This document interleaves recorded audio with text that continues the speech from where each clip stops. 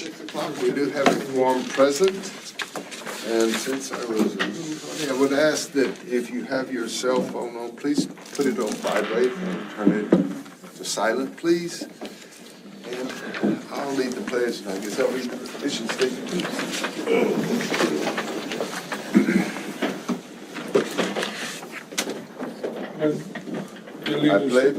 I pledge allegiance to the flag of the United States of America and to the republic for which it stands, one nation, under God, indivisible, with liberty and justice for all.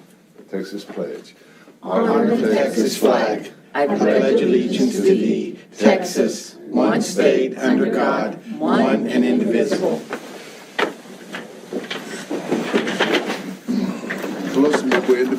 Independent mission statement. The Los Angeles Independent School District educates every student to be a lifelong learner, a person of integrity, and a positive contributor to society. No one is silent. Okay. We'll go into our budget workshop. Mr. President, members of the board, last week we heard a detailed presentation by Mr. Carroll on revenues, and today it's going to walk you through expenditures. So, Mr. Carroll. Yes, if you look at your handouts, you have the one that's got the red, that's the first page is the revenue page you saw last time, and then the next 3 pages are all the expenditures for the general fund, and then you should have a copy of the PowerPoint, and then just also a summary, 1-pager. That's the summary of all our positions, and when you ask how many positions is it in the fund, and this really means like these are full-time, basically TRS eligible positions. This doesn't have part-time people. It doesn't have let's say like substitutes. They're not on here, things like that. But this is what I'm sorry for real quick. Yes. I'm so sorry. Mr. President, should the Vice Secretary be minutes as the 2 secretaries aren't here? Vice President Would take over over there? Yeah, well, they can do it from here. Oh, yeah, no, it doesn't matter. I'm just asking them. Yeah, that's what. Before we get started, That's the way it goes. Secretary, Vice President, and then if nobody else here, then I do it all. I'm sorry, go ahead, sir. I just wanted to make sure we had that covered before we got too This one detailed. just summarizes all the positions that we fund in the general fund and all the positions we fund out of the federal fund.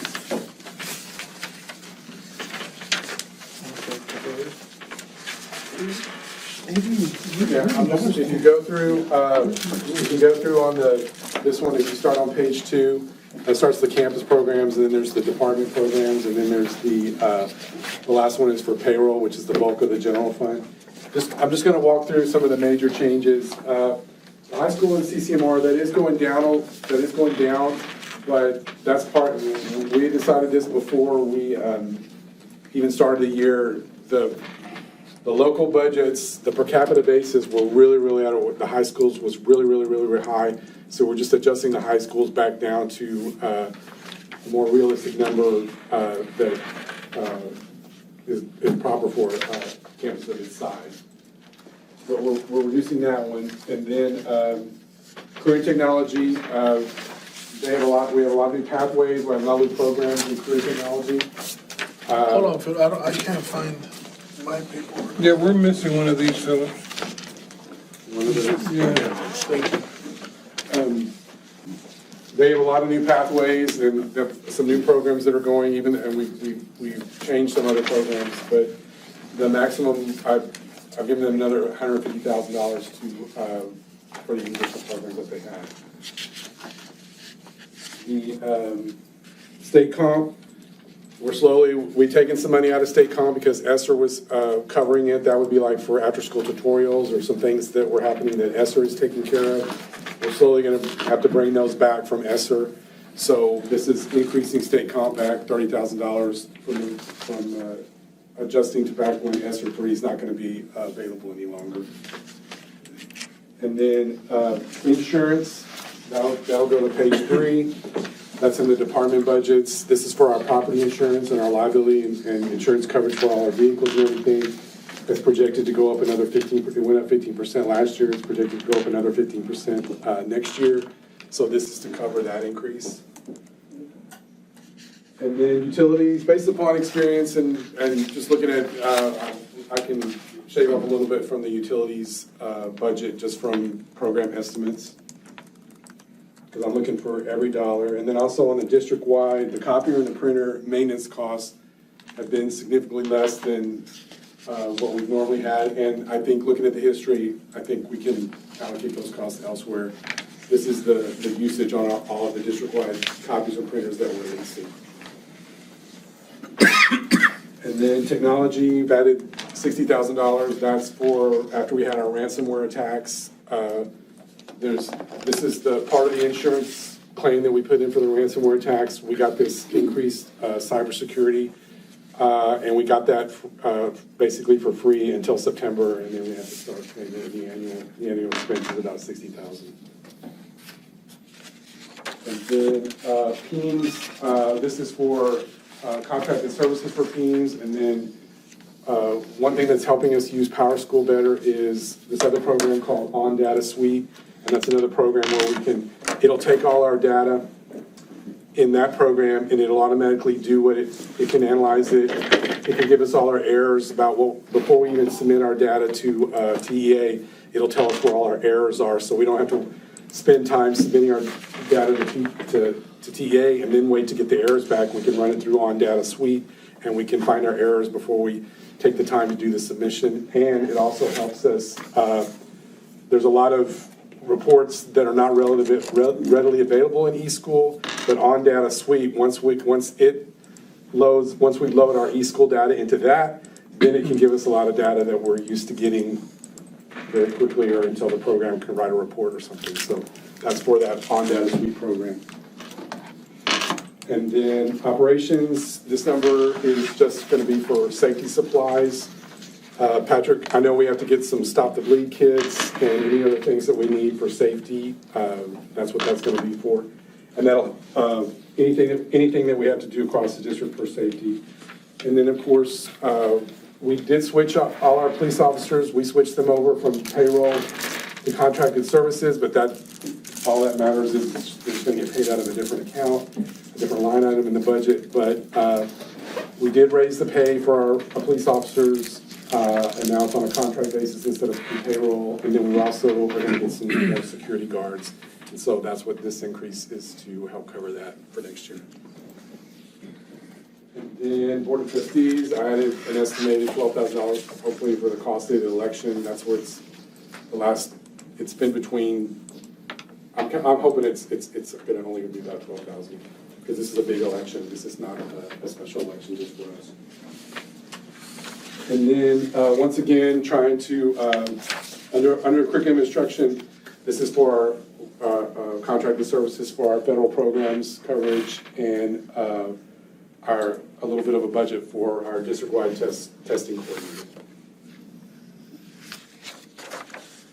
Staff services, this is to cover, we now have a new service that handles all our mandatory trainings that all the employees have to watch the films every year. That wasn't in the budget before, and also increase in legal fees. And then recapture, I kind of talked about this is related to our revenue, but it's estimated to go up another $54,000 based upon the factors that I've discussed when we did the revenues, our projected ADA, our tax values, and what the state's making us compress and set our tax rate at. This is the level of it's going to increase our recapture to, I believe, a little bit over $500,000 for next year. And then the big one, if you look at page 4, that's the biggest page. That's where all our salaries are, showing the base budget. And then salaries and stipends, overall net increase, the actual from the base budget from last year, and I say only, it's $1.1 million. It's a little bit lower than what the total raises are because we did have some staff turnover. We had higher payable people that retired or left, and we're replacing them with newer people that are lower on the salary scale. And then the vacancy savings, budgeting for the projected vacancy savings, that's what brings that number down. But as we discussed before, the savings, the increases Increases in salaries and stipends, the teacher raise, it was a minimum of 4%, but the average percent increase for step 0 through 14, the average was a little over 12%. And then we gave new certification and tested subject stipends this year. And then all other certified staff, minimum 4%. Some staff got double-digit increases based upon their experience and where they fell on the new salary scales. And then all the para and clerical staff got a 5% raise. And the LVNs got it in there. Category. They were also adjusted. And then for the payroll benefits, also, that's another $200,000. That's for the overall raises. And then we did increase the insurance contribution from $275 a month to $300 a month. So that's included in that figure. But that covers all that's Medicare, health insurance, TRS, workers' comp, unemployment, all of them lumped together. So if you look at the general fund summary, the revenues are there at the top than where we were last time, and then these are the projected expenditures, and right now we've got a balanced budget. Let me ask you, Yes, sir. on the one before that, on the TRS, does that include the penalties we're paying? Yes. Yes. How much are the penalties that we pay? I don't have the number, but I can get it. I'd like to know that. I'll tell you the total number. It's 16%. I understand, but I just want to know what the overall is on all the rehires that we have. And then projected fund balance, it's projected to be about $14 million, which roughly, it's a little bit more than 4 months of operating expense, which is a very good number to have. I know that there wasn't any changes in these two, Philip, but I guess the first one that caught my eye was the educational foundation. You have 33,000. Is that for the director, or what? Or is that just money they can? No, there's some other little expenses in there, but it's mainly to. So there's $33,000 on top of the salary for the director that we. No, that includes the contract service for the director. That includes it. We don't have a director. We don't have one right now. We don't have one. I didn't adjust it yet. I'm not. This is something that we would end up giving out regardless. When we do get one, it's the salary. We haven't hired a new executive director yet. So, but the budget's still there. Right. They don't get back pay, because they don't have a I'm job. thinking, So. I'm like, wow. That's the only good part about it. And then the overtime, you kind of, that had an increase, I mean, that didn't have an increase either. No, but, I didn't change the overtime. What, the overtime is for maintenance, custodial? Anybody in the district. Okay. It's maintenance and transportation has overtime, but all the departments have some overtime. We've started, we have paras that are bus monitors in the afternoon, so they get a little bit of overtime because we have them riding the buses in the evening. It makes things run a lot more smoothly. So that only adds about no more than 30 minutes to their day, but we go in, we pay them overtime. This is for the whole entire district. Any non-exempt employee that. Okay, well, that one will answer the last one, because the last one was unemployment. I was like, who do we pay unemployment to? But it'd be the hourly people. So, yeah. Well, unemployment, we people file claims, and we're on the system where we pay, we get billed every quarter for people that have filed unemployment claims against us. No, like I said, the first, Yeah. that other one answered that one, so yeah, I was just kind of trying to figure out who was getting overtime. Philip, I have a question. Yes. On overtime, is there a cap? Well, there's really, I mean, we have a budget, but really, our rules are, especially like for clerical and paras, it should be pre-approved, like we should know ahead of time that you're gonna do it. And what our policy says is, we normally will bank it as comp time, and then if you, at the end of the year, at the end of your work year, if you haven't used it, then we pay it. We do have instances though, like all the maintenance people, they get paid their overtime every 2 weeks. Maintenance and transportation get their overtime paid every 2 weeks. And then we do have some exception, there are some employees that get their overtime paid every month. The bus monitors, we pay them every month. That was part of an incentive for them to even do it, because most of them don't want to stay and have to ride the bus for the afternoon, but that's one of the incentives that we pay it every month. But we do have a few other employees that occasionally we will give them their overtime as they earn it. But generally, we accumulate a comp bank, and we try to get people to use it. But a lot of times, even if you've accumulated comp time, that means you're probably in a position where it's very difficult for you to take time off to even take your comp time. Yeah, that's true. So is it, I guess it's just a question of the comp time. You can carry comp time throughout the whole school year, or throughout the Yes, year through the itself? year, but by the end of the year, if you haven't used it, then we pay it. Right, so since we started in July, they have to use it by December. No, their calendar year, so we start in July, you have to use it, but you have till June. If you haven't used it by June, then we pay you off. Okay. Because we go by your work year. Not the So- teachers. Yeah, this isn't teachers. This No, is I understand that, but I just, most of, like paraprofessionals, they get their checks from August. If they haven't used it by May, then we pay them off in June. okay. I was just wondering how you carried it over from one year to the next. don't carry it over. On income tax, for the income tax purpose. Since you have to make your, it's from Well, you only get January to December. You only get taxed on it when you pay it. So if we wait in June to pay it to you, you're not going to pay taxes till that calendar year. You might have earned it in September through December, but until we actually pay you, it's not going to be taxable. It's taxable in disbursement. And then just, talking about the future, we have to count on the legislature to do something to keep the formula transition grant. It's scheduled to phase out after 23-24. We get about $4.3 million from that, so hopefully the legislature will fix that. Hold harmless ADA funding, right now there's not going to be any, but we've had some better attendance days, but we're still having some attendance days that are, I'm curious what today was with the rain. Actually, it wasn't too bad. It's like 91 and a half. Okay, I'm Better than pleasantly expected. surprised Better than expected. that we were north of 90. So we need kids we need them in the seats so we can qualify to get the ADA. So we need to do whatever we can to encourage attendance and encourage people to tell Johnny they got to go to school today.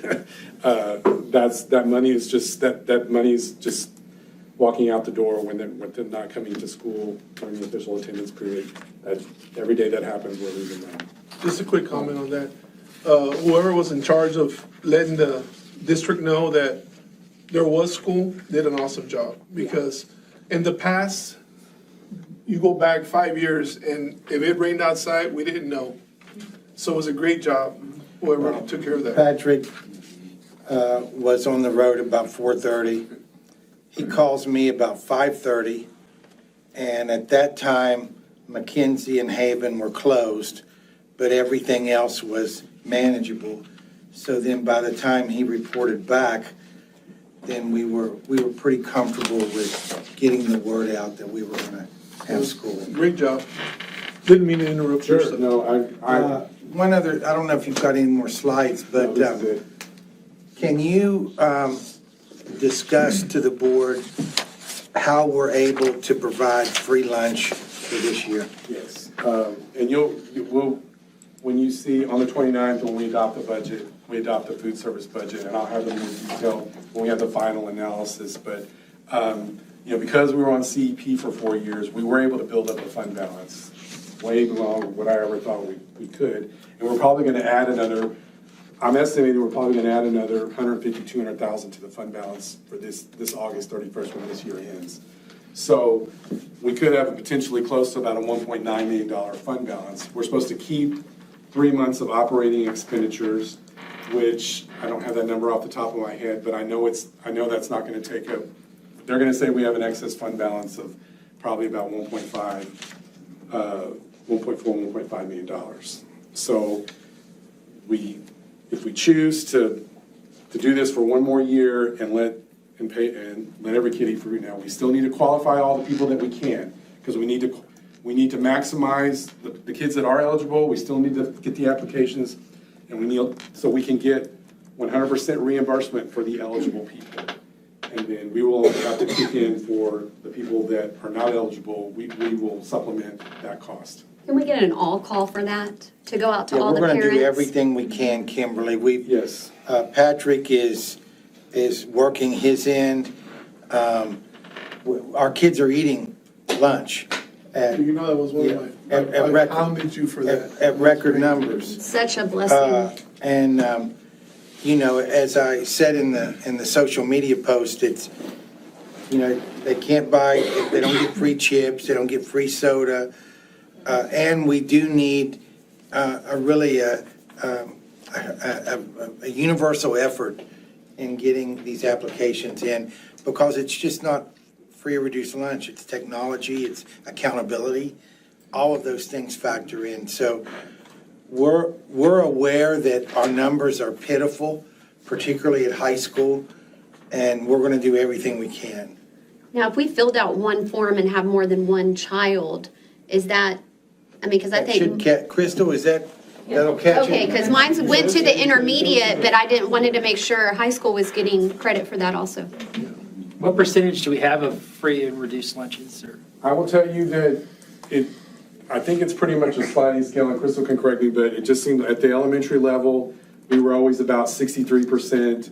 That's why, if you just looked at CP, you take whatever your actual free and reduced population is of that campus, and you multiply by 1.5, I think. 1.6. 1.6. So right now, the primary campus is still on CEP. Right. And they're qualifying at 95.5%. Because we take the actual one, which I'm going to tell you that number is between 62 and 65%. And if you multiply by the 1.6, that's what gets us up to the 95 point whatever. So that means every kid at the primary can eat free because they're on CEP. And so if we serve 1,000 eligible meals this month, they're going to reimburse us for 95 point whatever percent of those meals, and we'll have to kick in the difference. So I will tell you, all the other campuses, those percentages drop. As You get to the intermediate, And they should really. you think they shouldn't. Just kids aren't because turning the paperwork Our in. families are, it's just, I don't know what And this, Stephen, just to give you since accountability ratings are out, if every eligible student would have filled out the paperwork, the accountability formula would have changed, and we'd have been easily an A district. Wow. See, the little kids get that paperwork That's how gets to important the it parents. is. The older It's a kids, it different gets lost. formula Just a form. for, the high school Comes in calculation. gets down to, the high school usually sits about right at 50%. And there's really no reason why they should be up at 63%. Our families are our families. I think maybe a We lot need of to have an these, ice cream social. I think a lot of these forms might be getting lost in the translation. Maybe if you send it out in Spanish, it might help some. It goes out in Spanish Patrick, do we have also. that in Spanish? Yes. To all Both. the campuses? Yes. If they ask for it. Mine's I didn't see. No, it. we pass out in English. If they request in Spanish, then we Well, hand if it they in Spanish. request it, what I'm saying is, don't wait for the request, just send it out. Oh, mine Put it- had Spanish on the back and English on the front. Both sides. Yes, that's what mine had. Well, Even mine's, at the high school. mine's was English, he's just saying that You're you a high have to school kid, request it. right? You're a child, a daughter? Yeah, I got 2 forms in both of them. They're both bilingual? So that's what we're going to try to I do. must have done the English. And We are going to ramp up the campaign to get the applications in. And what is the percentage of the applications that are coming in? they're below. Crystal, 30%. Yes, probably about 30%. Yeah. And so we're lacking a Low. lot from the high school campus and the middle school campus right now. And you all, Ms. Arias, you have open house soon, correct? And so we started a checklist, and we're gonna check everybody off. Whoever doesn't have their packet completed, they'll do it that night. And what we're doing too, just to add, is that as soon as the forms are coming in, we're coding everything in the system. So we're working our lists, and we'll have a pretty good idea day by day of who is still remaining. And so we'll be able to target those students, and all that information is we're sending it to the principals as daily updates. So I'm sure a lot of those forms didn't even make it home, to be quite honest. Especially with the high school. And middle Mine school. didn't. Mine, Barbara threw ours in the trash, and she says, well, we don't qualify, and what made it even worse, I sit there and watched her do it. And didn't even say anything. I mean, go figure that. Part of it is just not being educated on how much That's- importance that form has, which is why You're an right. all-call would be so important. And then like at orientation or open house, explaining to these parents how important this form actually is. You don't have to put your salary on there if you don't qualify. Just put, I do not qualify, and sign it. Send it back. You're right. Now, since the middle school's coming up, once again, I'm not trying to micromanage or anything, but, and I'm not trying to harp on the Hispanic population, but I think it is a big population, and I think some of them might need to be helped in the translation on what the form is for. And maybe, you know, Ms. Ida, like, my example It's would not be, easy to fill out. you know, if you have a form, because you're right, it's not easy to It's fill out. not easy to fill out. So a lot of If you can't these read, very Mexican small. American people are not gonna take the time to even mess with it if they're not being explained in their language. how Is your it's- communities and schools person bilingual? She's assisting with that as well. Okay. Great. Now, I'll tell you, the pink form is not in Spanish. The other forms are, but the pink form, the cafeteria form, that form is not in Spanish. Crystal, can we do anything with that? Yes, we have it available in Spanish. Okay. I know. What is on the pink So, form? hold on, so the pink form, is that what Ben's talking about, or? That's where the. I thought it was the green Is form. your, Is that the I have a pink pink form. Ours is a pink form. It was pink, right? Yes, that's pink. Yeah, mine was front and back. Is that a school form or a government form? It's a government form adapted to ours. It's a cut and paste. You put But Tulsa it's Midway. from them. Yes, it's TDA's. The print is very small, though, you're right. It is hard I to, filled- I had to I filled it fill, out. I had to read it a couple of times to fill it out. So can you imagine?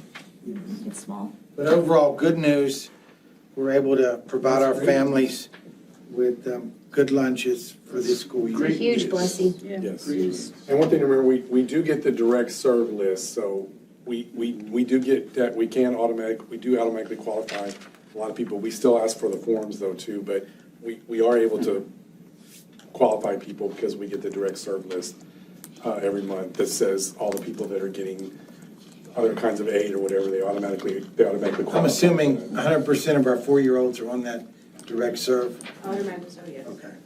And just since, let me just make a comment since we got into the lunch discussion. I'm sorry once again. No, it's all getting your budget. presentation, It's the but, budget. It's the you know, budget. it's, you know, I know there was, it was hard for some people to change to the new system and to the new company.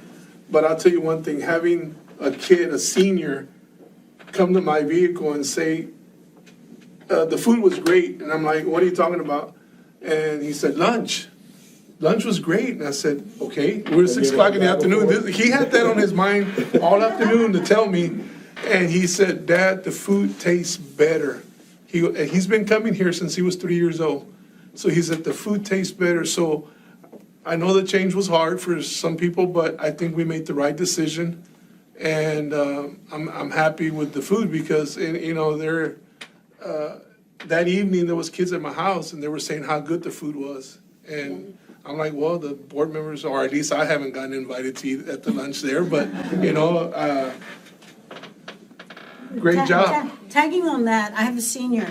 She says the same thing, and I asked her, what's your favorite class period? She said lunch. She So, says it is really good. and I've got to follow up on that too. I've got 2 kids that never would eat in the cafeteria that are begging to eat in there now. So Great. they're enjoying the food. So, Congratulations.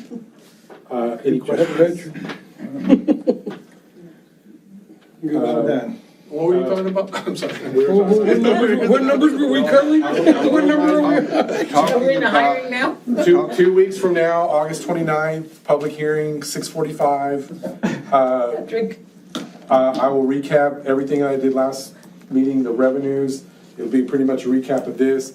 We'll see the final, we're getting our guesstimate numbers on food service, so what that'll look like. So I'll have some guesstimates about what the food service budget will look like, and that's what y'all will adopt on the 29th. The general fund, the debt service, which I kind of covered last week, but I'll combine it all on the 29th, and then the food service fund. And you will adopt those are the 3 funds that you legally adopt, and then we will, after we adopt the budget, then we will adopt the tax rate. It's a good discussion about all Which this. which is going to be about 2.5 penny decrease in M&O. Good discussion on that, good information, So Patrick. 2 weeks from today, same place, almost the same time, we'll get our budget adopted. Thank you so much, Philip. Very good work on this, and the explanation, all very good, Patrick. And it sounds like we need all the campuses to work on the food and getting the forms filled out properly and helping people understand it, because, like Ben was saying, some other people, and I've said it before in the past, if you don't understand, don't want to see that, you see another piece of paper and Toss it. it gets tossed. And like someone else said, some of the high school kids, whether it's a stigma or whatever, even though nobody knows, that's I think there's a another thing. misunderstanding. And there's a big thing, yes, there's a misunderstanding at that age group, at that age level. Just getting the information out and making sure people and the kids understand, and the parents, that would make a big difference, because There has to be a clarification, I think, because my kids did the same thing that your wife did. We don't qualify, and they threw it away. And I said, no, you gotta fill that out and return it, Helps. So maybe misunderstanding, clarification. Yeah, definitely. That's why they need to have it explained to them how Yeah. important it is, and how it would have given us an A instead It would of have given us that. an A. Some paperwork that could have been filled out if it would have been explained better, I suppose, or whatever, however, some way. As long as the campuses know that, and they could Yeah. get as that long paperwork as- turned back. It It should be a goal, right? Yeah, Well, it should be a goal, It certainly helps accountability, because it's a Yeah. sliding scale. but it's Maybe something. that's one of our first goals we need to put on our list. Make sure that the information gets out there, and all the people that need to fill it out, fill it out. Well, everybody needs to fill it out. That's what I mean. The ones that qualify, even if you don't, fill the paperwork out. So I don't know who that was, mentioned that you had a list of the people who don't have it filled out, is that correct? That's what we're doing this week, because we just got our forms just recently. Right. So we're going through, we distributed the flyers through the forms through 7th period. So now we're going through and having the teachers highlight who hasn't turned theirs in. So come open house, if they come in, their name's on the list, we're gonna get them right there and then. What's our deadline, Crystal? We accept applications all year long, but don't we want them before snapshot? That's what I thought. Yeah. The last Friday of October. Yeah, you have to have Maybe a call out to explain, hey, even if you don't, you threw it away, yeah, we get it. Maybe some incentive contests. Yeah. Yeah. Maybe in the drop-off line. We can do, Yeah. yes. Yes. Well, there's They could tons of people probably- dropping off every They morning. could probably fill it out and turn it back in and drop it. somewhere, the information, if there, like I say, if there's a will, there's a way, and it can be done. So, I mean, it takes a little extra effort, I know, because everybody's got a lot of stuff, on their plate, but that's an important part of not only food service, but district accountability. Absolutely. So it's something that, like Stephen said, might be a goal. Might be a good thing. But anyway, sorry about that. But anyway, thank you, Philip, for all this information, and we'll be looking forward to August 29th. Yes, sir. All right, good deal. Okay, thank you very much.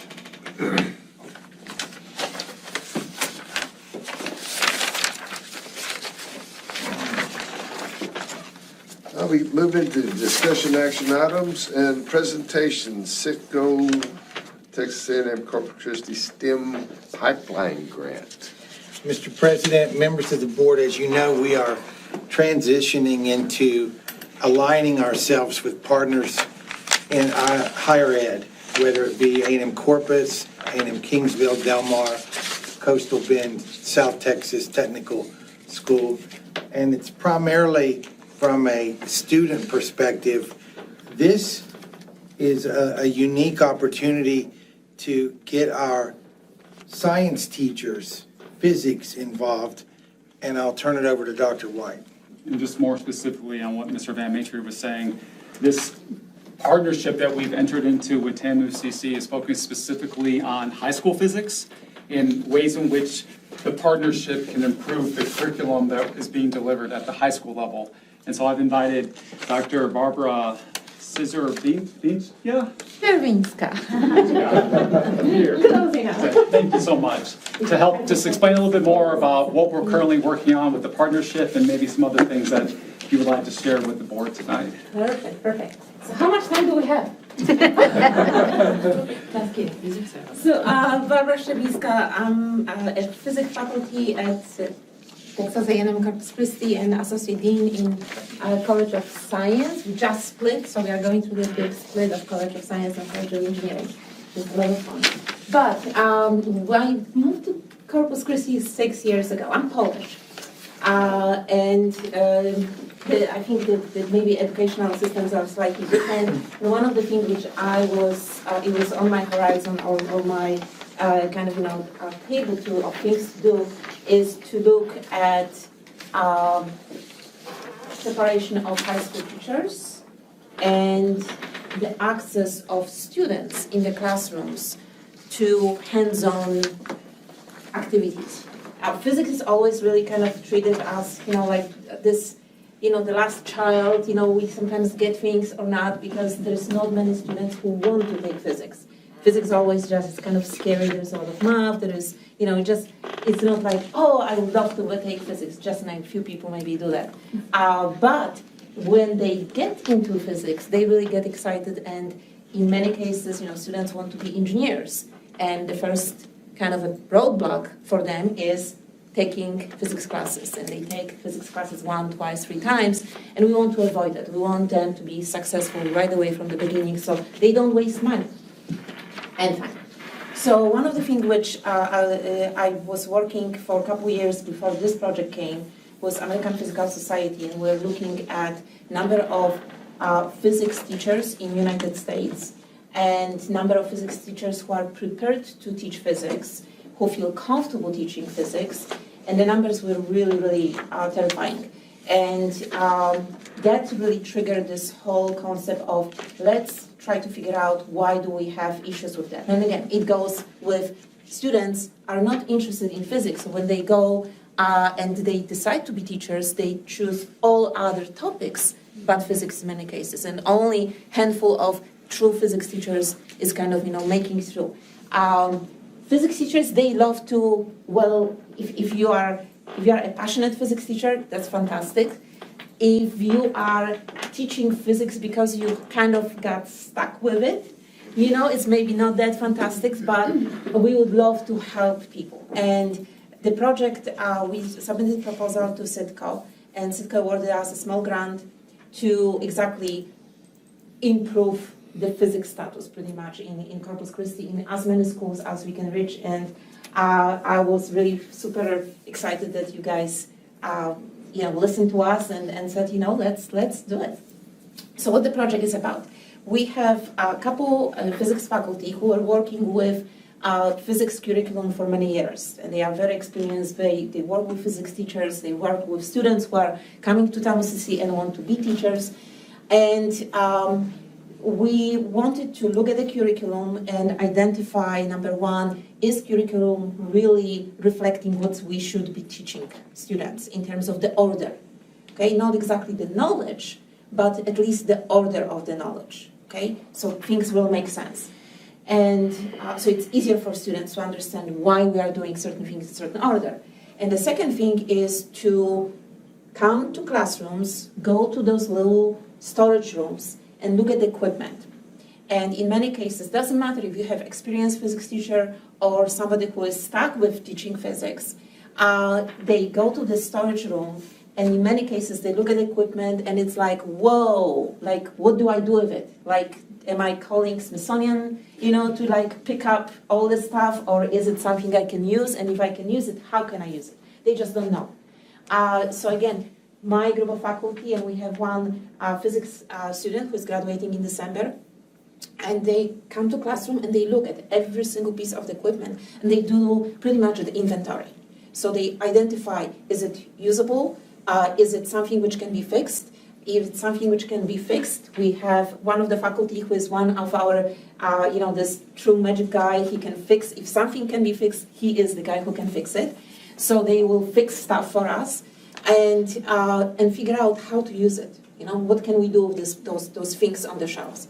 And then, we go through the process. So there's a pile to go, pile to throw it away whenever you get a chance.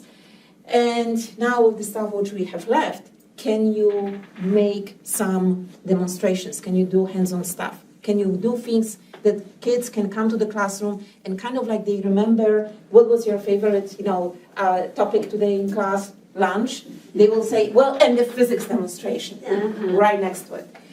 Because they were able to touch it, they were able to play with it, they were able to actually see how things work. So now, obviously, when we throw away lots of stuff, now we have holes. Even if we don't throw away stuff, in many cases, the equipment is just not complete. So the CITCO grant is going to give us $1,000 for a qualified teacher to actually buy stuff for the classroom. And we can, again, our faculty are going to be working with the teacher, working with the curriculum, figure out when can we, or in which part of the week can we put some hands-on stuff, and what kind of equipment is needed to get those demonstrations, to get students actually do things. Okay, so this is this hands-on stuff. This is where students get excited. And we can identify those demonstrations, we can buy the equipment. Again, our cap is $1,000 at this point, but it's better than nothing. So hopefully we can create those kind of lower budget small kits, which we can bring to school and say, okay, this is for this class, and this is for this lecture, and this is for this lecture, and this is for this demonstration. So it's very easy, even if the teachers change, because frequently teachers kind of come and go.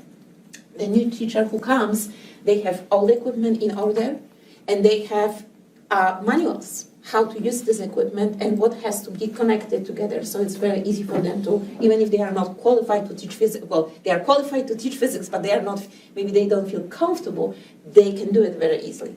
And then the idea is to really kind of work with all other schools. So we want to kind of create a network among many schools in Corpus Christi so that teachers can talk to each other. When they have problems, let's say we identify our curriculum, we have, let's say in 3 weeks, students are going to be learning about torque. And the teacher is like, I don't really know much about torque. Like, what exciting can I do about torque? And then here is our helpline. They can just send us email, and we are going to connect with the teacher before the classroom to kind of give him like a speed, not exactly a speed dating, but at least a speed learning. Here is what you can do with this. Here is some videos you can show. Here is the equipment which we're talking about, so you can do this demonstration. If you want us, if we are not teaching at that time, one of us is going to come and help you in the class. So the kids can kind of get like, oh, it is really actually fun. Physics is not that scary anymore. And then creating this network between teachers so they can talk to each other. They can share the ideas. Maybe, your school is going to get a different equipment than other schools, and they can sort of identify, it's like, oh, this worked really, really good. And I have equipment for that, but I just never use it. So they can really kind of talk to each other. One of the things which we want to do is bring the kids on campus, bring the teachers on campus, and bring the kids on campus and show them, how our labs look like, how our physics lab looks like, how the campus and the campus life. So kind of get them excited about the opportunity of going to college. And the college is not just for selected people, the college is for anybody. And there are resources, kind of like school is helping with lunches. How can we help you? So the price tag is not going to be something which is going to stop you from going to college. So that is pretty much kind of a, maybe more than I should take time, kind of a summary of the project. The project expires at the end of the year, so we are hoping to get excited and get the connections and get the inventory done as soon as possible, and start working with the teacher to make sure that they feel by the end of December they feel comfortable teaching physics and they feel comfortable with the equipment they have in the lab. So that's kind of it. Do you guys have any questions? Awesome, that's exciting. So the teacher gets a small stipend. Again, the $1,000 per teacher, kind of a kit with the equipment is going to be coming, and we are hoping that at the end we'll be able to talk to CITCO, talk about the impact of the grant. We are working with CCISD, all 9 high schools. We are working with West also. We are all working with you guys, so thank you. And we have 2 more high schools kind of to incorporate, and we cannot reach out to every single high school just because we have really a free people operation, so it's only me and two more faculty, so, but it's really fun, and we're excited to be here.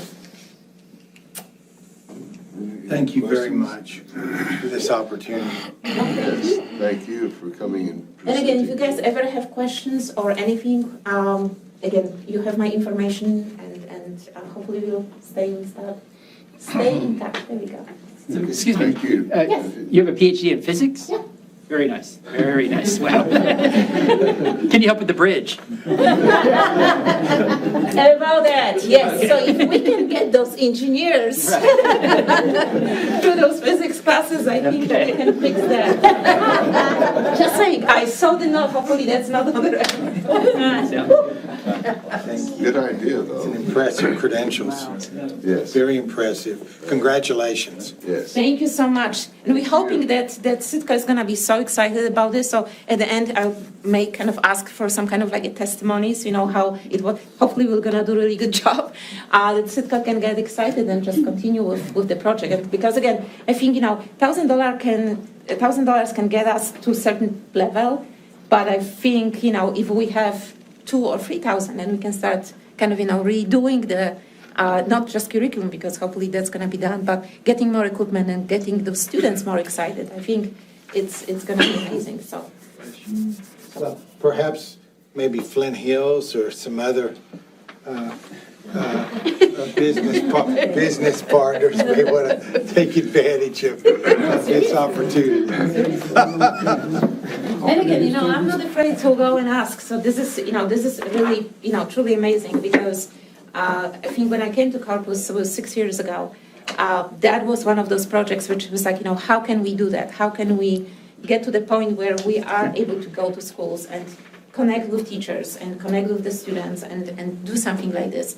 And it was like 6 years of trying to figure out how to do it. And then this call for proposals came from Sitka. It was like, we're just gonna do it, and we got it. So it was just perfect timing, I think, for getting the project going. Congratulations. Yep.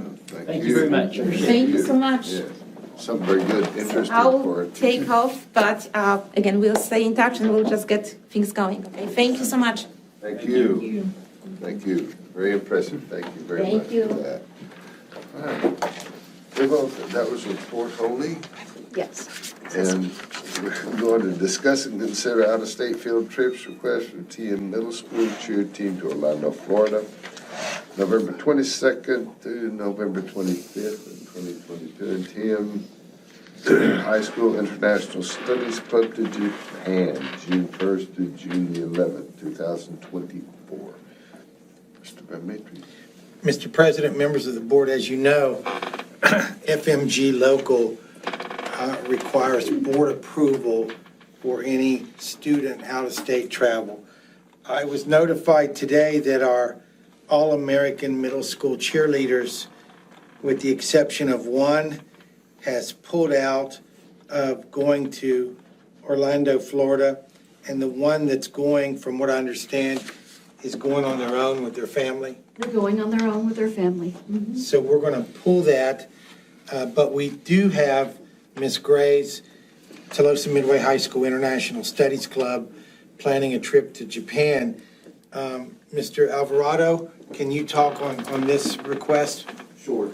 So this is, each year, Tolosa Middle High School International Studies Club goes to a different location somewhere in the world as part of their study of various cultures and things of that nature. So this past year, they took their trip. This year, they are requesting to go to Japan on those days. It is with the same company that they typically go with, the one they've went through the past couple of years. The International Studies group is meeting actually right now. That's why she couldn't make it, to go over, they do a year-long study of the culture before they take off, if it is approved. So they are requesting that they be allowed to go to Japan on those dates, pending any things that might come out in the way, COVID and all. So this is for 2024, right? Yes. Yes. So the summer 2024? And it's all out-of-pocket expenditures. I guess in that, The school does not pay for anything.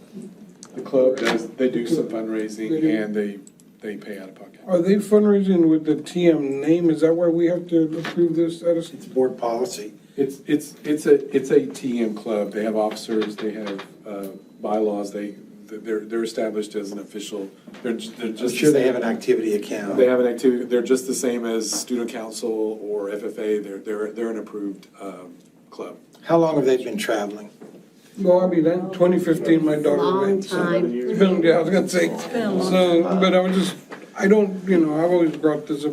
I don't remember us ever voting on when my daughter went, but, Well, I will tell you, that they've only been at a club probably maybe the last 6 or 7 years. That hasn't, before they went, they had the TM name, but they weren't an official club until, it was after I got here that they established themselves as an official club with officers and bylaws. Before then, they were not an official club.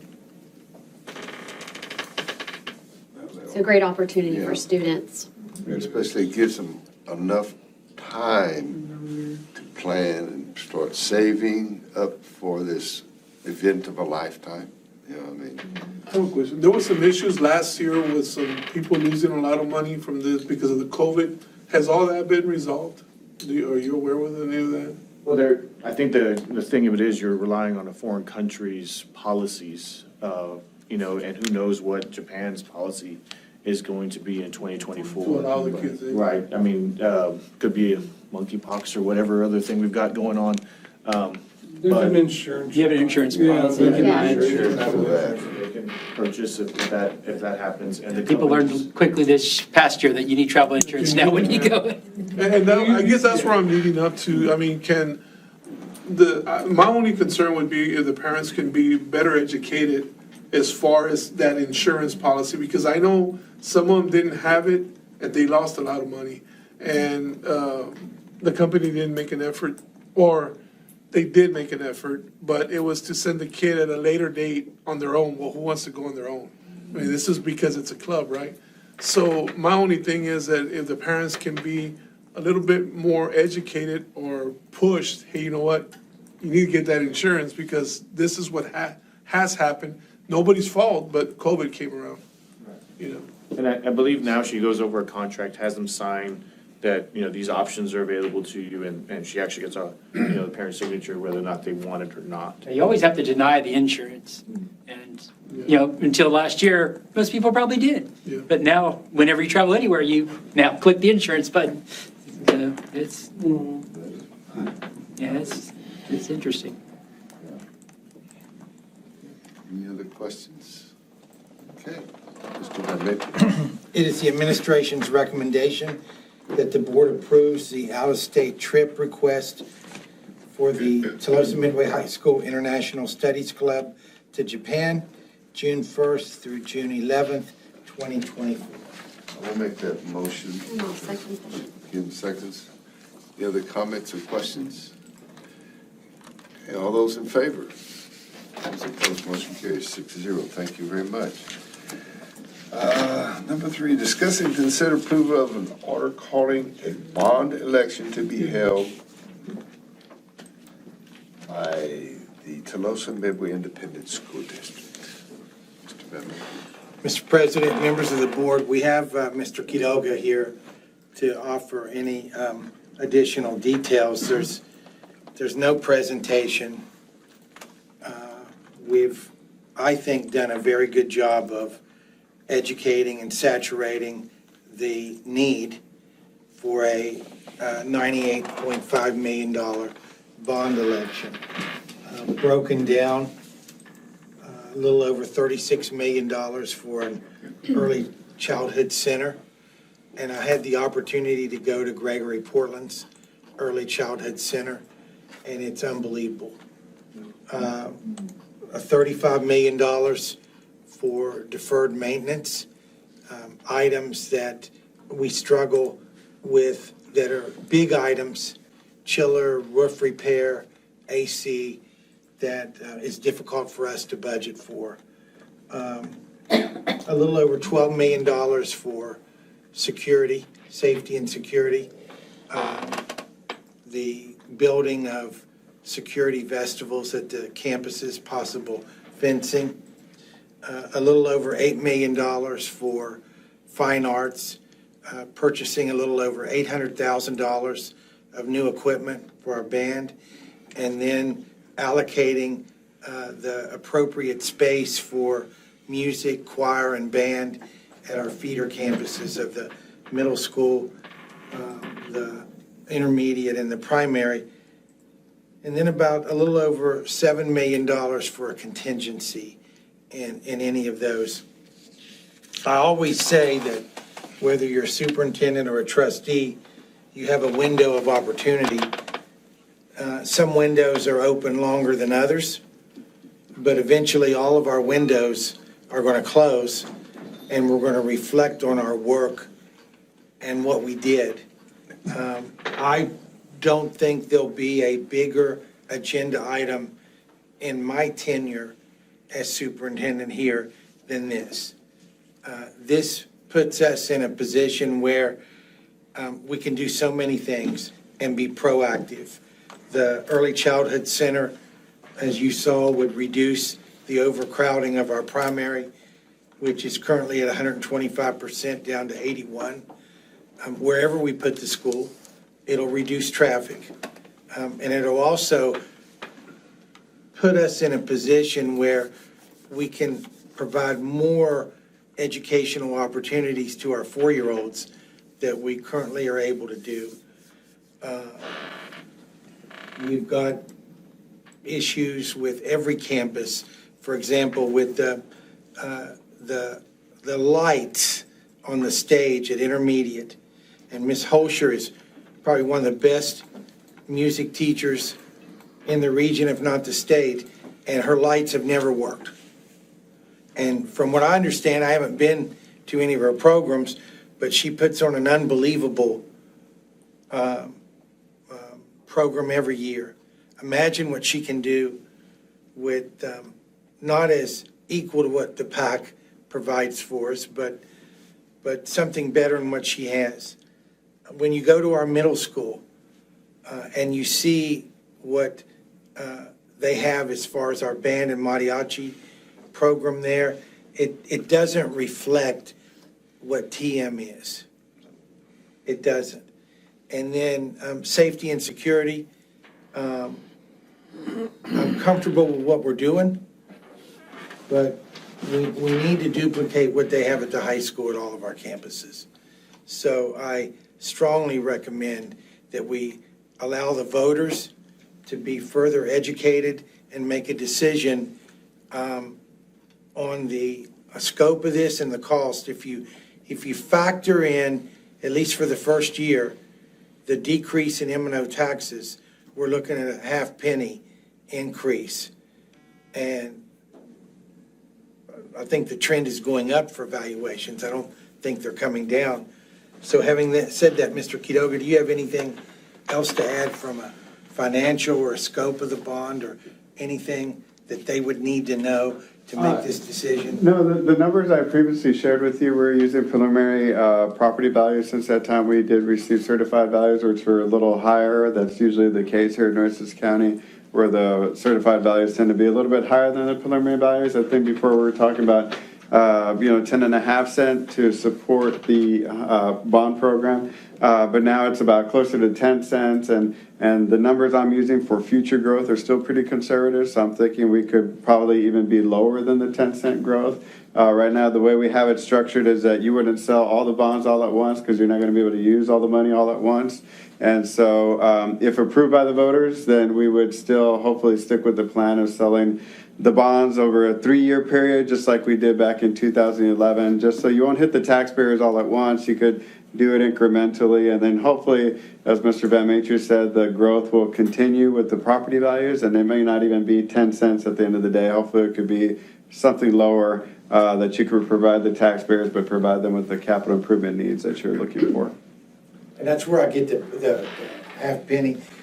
That would be a third of the cost, and the I think a fairly optimistic prediction would be that values are going to go up, which would reduce the cost with M&O coming down. Yes, sir. When he's saying that, sell them in three parts, so on the first part, is that what we're gonna go after, the early childhood? Yes, sir.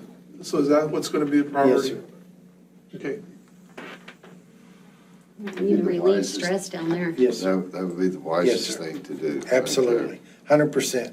And square foot, cost per square foot is not going to decrease. No, it's not, that's what I'm saying. Build it now, not later. Yeah. Every year you wait, it's gonna go up. Patrick, you're over construction and you have deferred maintenance. Do you have anything you could add to what we're asking for and what they need to know? It's a need, not a want, when it comes to like HVAC, roofing repairs. Today, we had tons of leaks. That metal roof at the middle school, done in '98, it's time to redo that metal roof. Everything on the list is a need. That's all I have.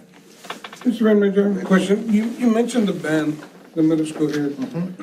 And I don't know if they're still the same room, but back when my daughters were in choir over here, it was a small classroom, like an old locker room, it looked like. I was shocked when I went in. Oh, so it's the same room on When, prior to me taking the job, Patrick gave me a tour of the facilities, and we were here till 11 o'clock at night. I am aware of the tradition of Tolosa Midway's band. It's renowned. And so when he took me into the band and music, I couldn't believe it. I mean, how do you produce the quality of fine arts program at the high school with what Miss Arias has and her staff to work with over here? That also is not TM. That'd be there for band tryouts. Yeah, but we can fix that. And then to be able to, Mr. Morales tells me that he's got instruments that's 20-plus years old. We can fix that. I just wanted to be sure that we are going to include that choir program. We are. Choir program. That was the. Choir program. I don't know how they would, by the time my daughter was a senior, they had increased to about, at least 200 choir members. They were adding risers and stuff like that. That was the first time that they got a sweepstake, as a matter of fact. But all that choir started in the middle school, and they must have been using the gym, I guess, because I know that she didn't fit that many students. You will approve down the road all of the scope, design projects. Because that was one of the ones when we had that pre-discussion on that stuff in that group, that was one of the main things, and I know The focus that is pitiful. Well, yeah, it's pitiful. Mr. Abbott, well, school already started, so we have a lot of kids in the band, and like my son, he's been in band since 7th grade, he's a senior, and he told me that there was some kids that didn't have instruments this year. I'm not aware of that. Mr. Alvarado, do you know anything on that? No, sir. Well, maybe it's that they don't have instruments, maybe it's that they couldn't do what they wanted to do because they couldn't afford the instruments.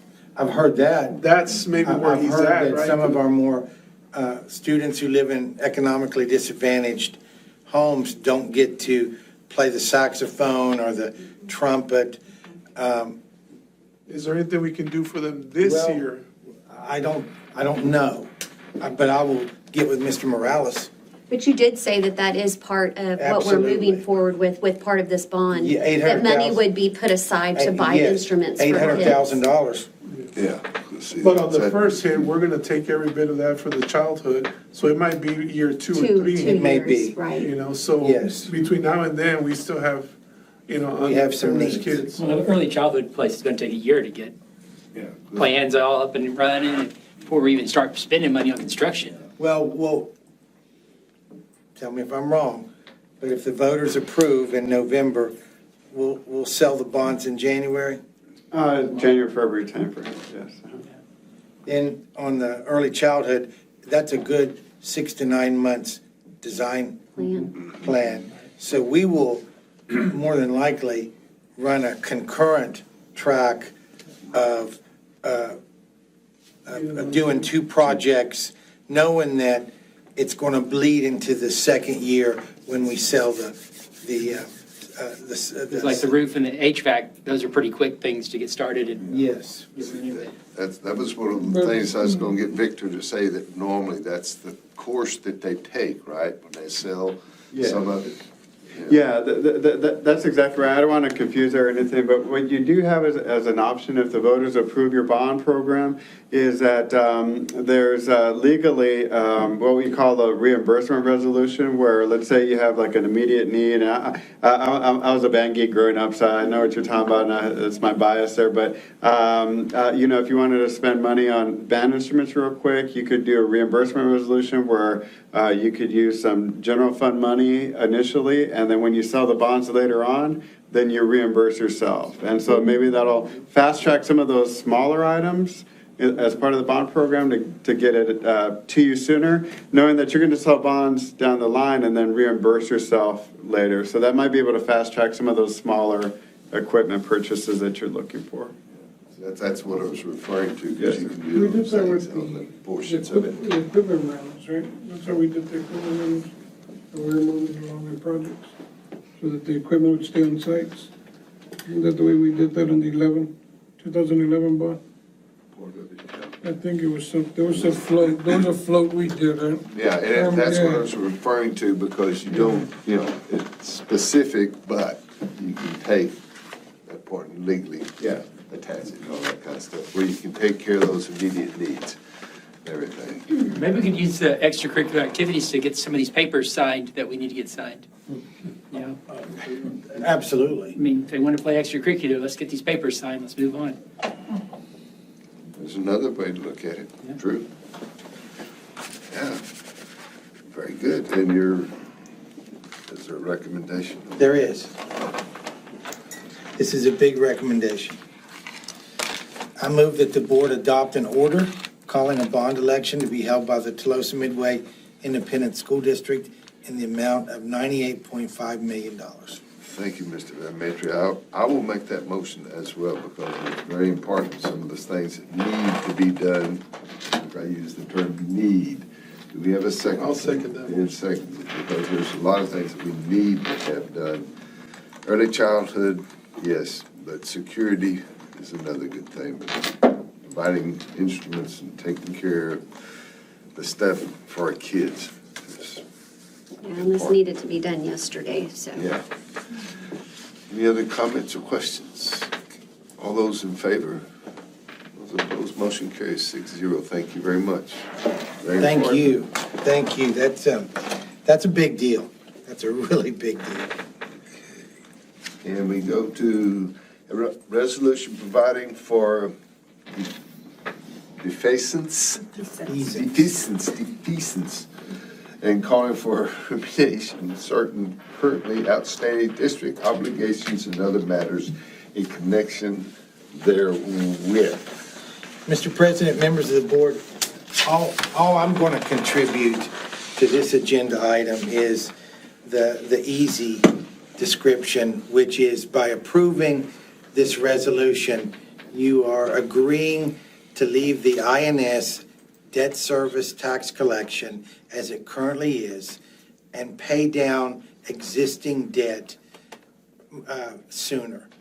Having said that, I'm going to turn it over to Mr. Carroll. Not much to add to that. I did give the presentation, when I went over revenues last week, said we have our regular debt payments that we set our tax rate on, but we've included an extra, I'm going to call it I don't know what to call it, it's a group of bonds that we can pay off early.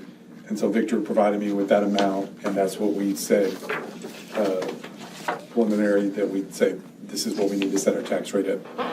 We can pay this extra debt off early to maintain our rate at the level that it's at. Victor, do you have any figures off the top of your head about how much we're going to be paying back early? It could range depending on your tax collections. I know the numbers that we ran here assume a lower tax collection with the numbers that were provided in the memo, but if the tax collections are higher, you could pay off upwards of $600,000 extra versus the $275,000. So depending on how tax collections come in next year, if they come in better, then about this time next year, we'll go ahead and take those excess tax collections, and by the action you're taking today, we have to pay off those bonds for whatever. They move to a separate escrow account? Yes, sir.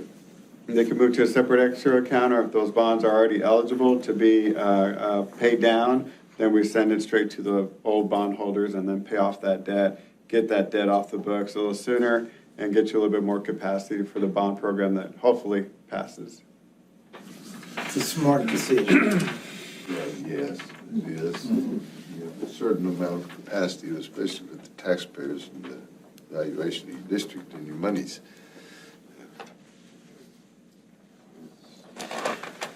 Any questions, comments? Sorry. Okay, go ahead. It is the administration's recommendation that the board approve the district's defeasance resolution as presented.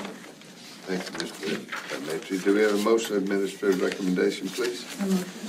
Jenny, motions. Do we have a, Kim seconds. Any other comments or questions? Sound like a wise decision. There are no comments or questions. All those in favor? Those opposed, motion carries 6-0. Thank you very much. Victor, thank you. Thank you. Thank you. Be careful going home. Thank you for your best wishes on the analysis. campaign. We're here to help. Just whatever you need. Okay, thank you Thank very you. much. Have a good evening. Drive safely. Thank you. Report, discussion, COVID-19 update. Mr. President, members of the board, this is a moving target, to say the least.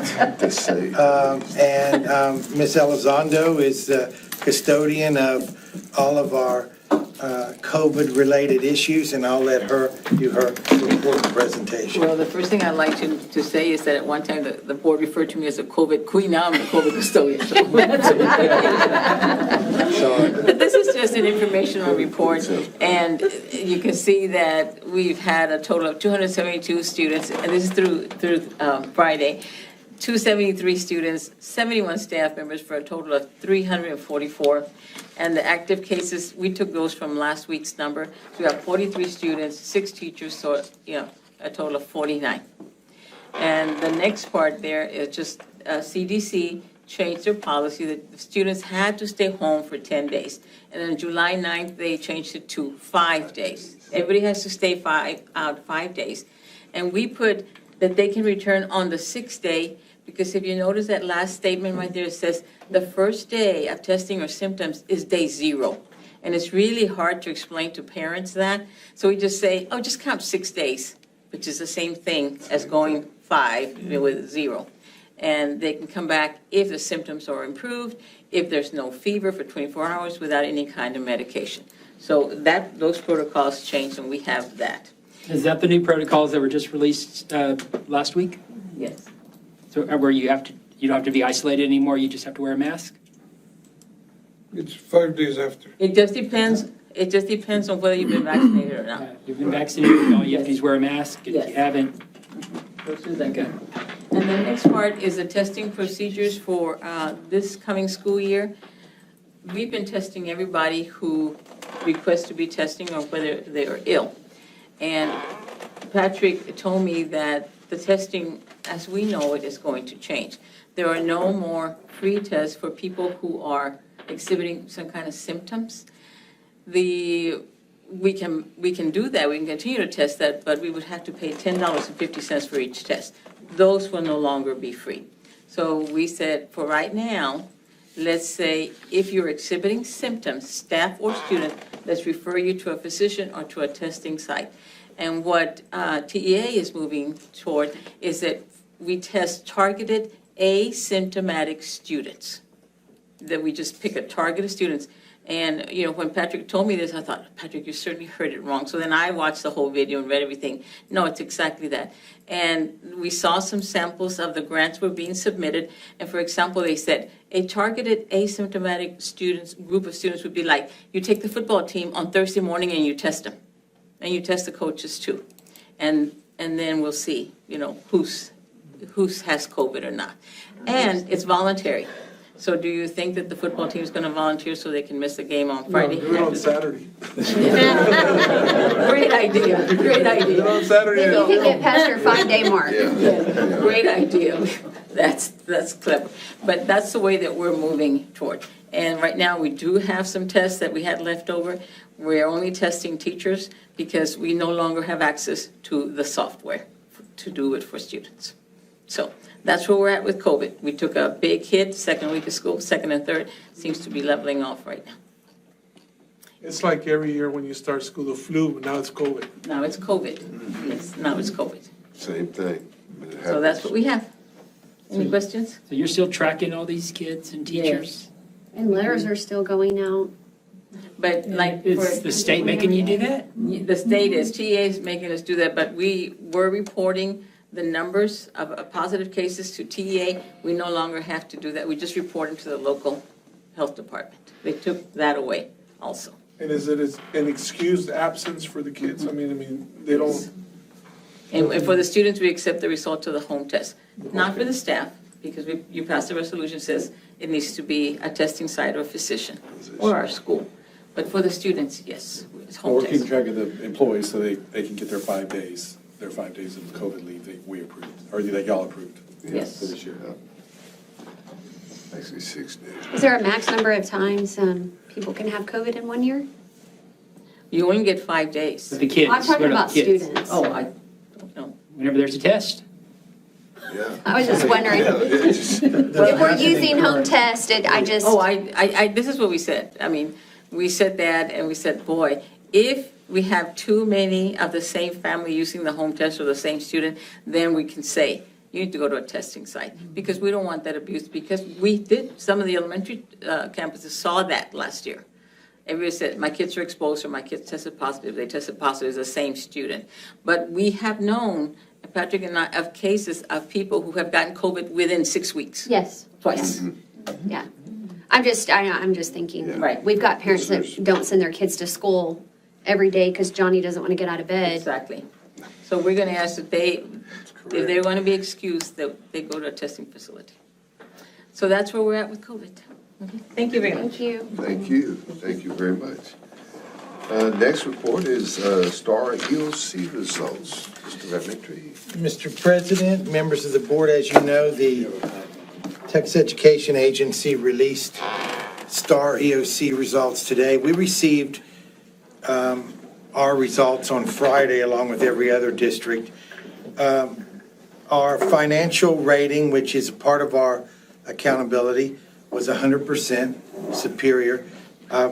Quite frankly, I've never been associated with a district that had 100%. So that's pretty nice.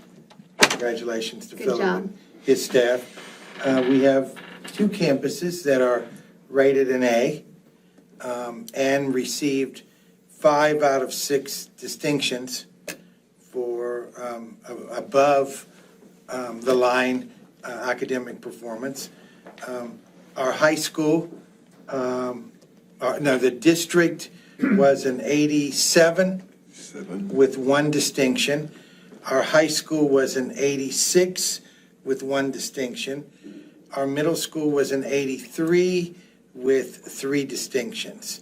So we've got some work to do, but this is some of the digging a little deeper. Just like what Mr. Van Mater was saying, members of the board, really proud to highlight all the achievements that we saw this year from the STAR results. So I'm just going to go ahead and dive in. So just to kind of give everybody an executive summary on grades 3 through 8, starting with mathematics and just kind of working within the timeline of 2019 to 21, which is that pandemic time period. So just what was going on during this time? Well, Mathematics made slightly greater gains, and again, these comparisons are going to be against Region 2 and the state.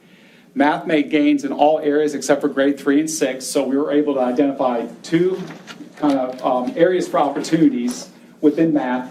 And then for reading, and you'll see the reading results as we move forward, just outstanding performance from top to bottom. Could not be more proud than what you'll see in just a little bit on those results.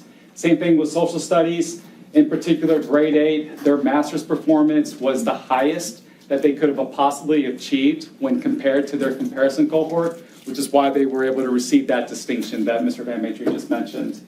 And then, of course, science, same thing. We saw huge gains in approaches and meets. We have a little bit of work to do in order to move our students to the master's level, but relative to Region 2 in the state, we are performing above and beyond. And right here, you can see just based on the color coding and the comparisons to the 2 school years. So you've got in the first 3 columns, each of the last 3 tested years. And then in the last 2 columns, you have comparison years, 22 to 2019, and then 22 to 21. You will tend to see a lot of red in the 22 to 2019 in the first year that we tested from the pandemic. But as we move to the right column, when we look at this year's result against the prior year, you can start seeing the green. You can start seeing the gains from the prior year, where in that first column, that was right when the pandemic happened. The second column, this is the current year compared to the pandemic. And you can see our gains, particularly in grade 4, we have a plus 16 in the meets column. That's significant growth in 1 year's time. In fact, if you look at the comparison from 2019, we're outperforming where we were prior to the pandemic. So not only are we recouping, but we're also outpacing where we were prior. In math here, you can see where the green is in grade 7 and 8. And like I said, in grade 6, we still have a little bit of work to do to catch up. But all in all, really, really solid job. So Dr. White, I don't mean to interrupt you. So this grade 6 is actually our 7th graders this year? This is, yes. Okay, I just wanted to make sure I understood yes, where these yes. kids actually were at. Yes, this was in 22 in the spring that we just left. Those students, so everything is rolled over. So yes, everything would be the So our closing the gap is working. yes, which is why, again, middle school is able to receive that distinction. And here is the reading. Again, lots of green. Just absolutely fantastic growth. Let's go back to math for a minute, because I want to draw you all in to a conversation that Dr. White and Mr. Alvarado and Ms. Arias and I are having. Go to 8th grade. Sure.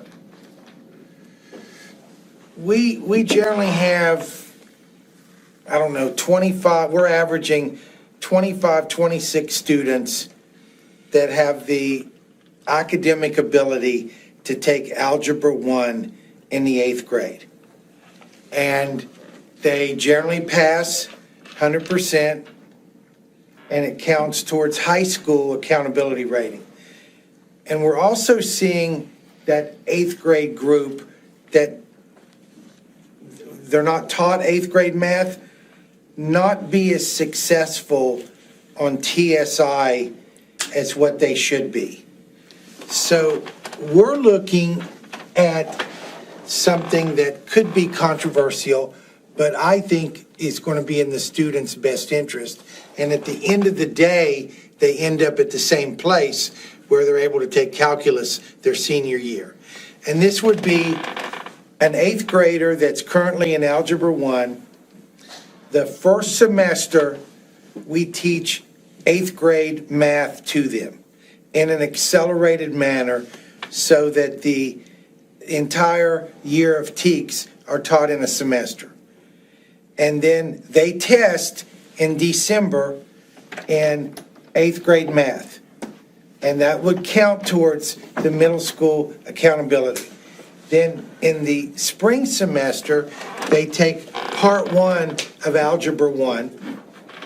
And then in the fall semester of their 9th grade year, they take part 2, test in Algebra 1 in December, and then accelerate geometry the spring semester of their 9th grade year.